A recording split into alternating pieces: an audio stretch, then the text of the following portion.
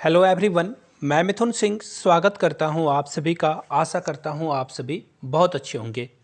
C TET के पहले दिन का पेपर कैसा था आपके सामने मैं रख देता हूं। देखिए, एग्ज़ाम हॉल से एग्ज़ाम देने के बाद जो मेमोरी बेस्ड होता है, यानी कि जो मेमोरी में रह जाती है क्वेश्चन, उसी के द्वारा जो है आपको मैं समझाने की कोशिश करता हूं कि आज का क्वेश्चन क्या क्या पूछा गया था। तो देखिए, पहला जो क्वेश्चन पूछा गया था वो लेव वाइगोस्की के स्कैप फोल्डिंग से पूछा गया था। हिंदी में इसे ताड़ बोला जाता है। देखिए, ताड़ से समझ जाओ आप। देखो, एक्चुअली क्या है कि बच्चा अगर यहाँ पे है, समझना ग्राफ में, बच्चा यहाँ पे है और वो किसी चीज़ को करने में थोड़ा असमर्थ है, कर सकता है वो लेकिन कर नहीं पा रहा है, तो टीचर जो है ना यहाँ से यहाँ तक जो ले जाता है इसी को बोलते हैं स्कैप फोल्डिंग।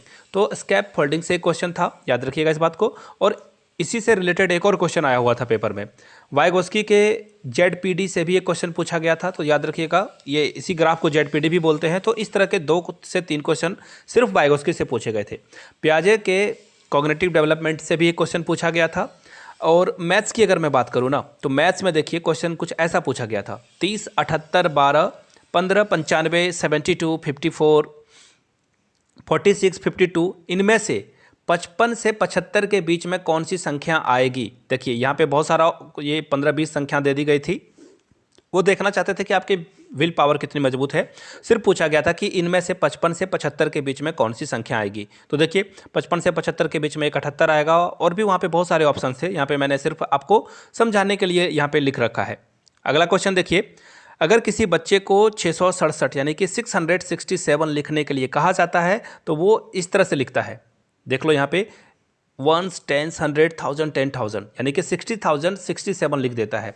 तो यहाँ पे कौन सी समस्या बच्चा जो है इससे पीड़ित है, यानी बच्चा जो है कौन सी समस्या को दर्शा रहा है कि बच्चे में क्या चीज़ की कमी रह गई है जो सुधारा जा सकता है। तो देखिए, ये आपका क्या हो गया, प्लेस वैल्यू और ये जो फेस वैल्यू है वो समझने की इसकी यहाँ पे ज़रूरत है। एक्चुअली यहाँ पे प्लेस वैल्यू यानी कि स्थानीय मान की ज़रूरत है, तो स्थानीय मान बच्चे को सिखाने की ज़रूरत है।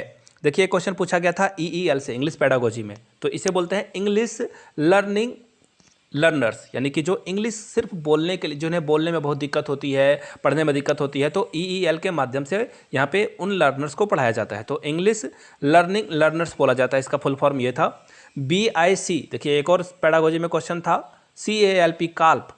ये क्या इसका इसी का पार्ट है या कुछ अलग अलग है, दोनों अलग अलग है या एक ही है, तो ये देख लेना था आपको। देखिए, क्वेश्चन EVS में एक और ये पूछा गया था, भिंडी, आलू, अदरक, इस तरह के 3-4 कैटेगरी दे दी गई थी और आपसे पूछा गया था कि कौन सा फलों का समूह है, कौन सा फलों का समूह है। तो जड़ का कौन सा समूह है, तना का कौन सा समूह है, अगले आने वाले पेपर में ये पूछा जा सकता है।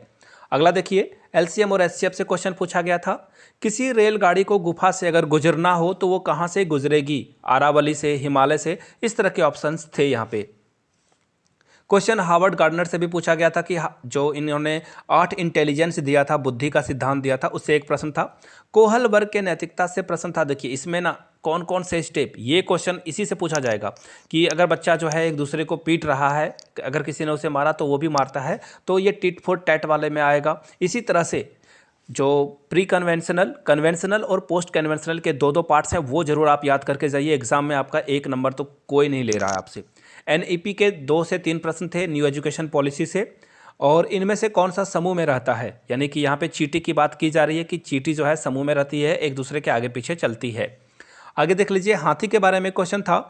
हाथी से क्वेश्चन ये पूछा गया था कि हाथियों का जो समूह होता है उसमें सिर्फ मादाएं और छोटे बच्चे होते हैं।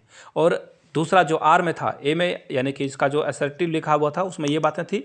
और इसका जो रीज़न में दिया गया था कि नर जो है, वयस्क नर अकेले रहते हैं। तो दोनों सही था, इसका पहला भी सही, दूसरा भी सही, और इसकी व्याख्या भी सही थी।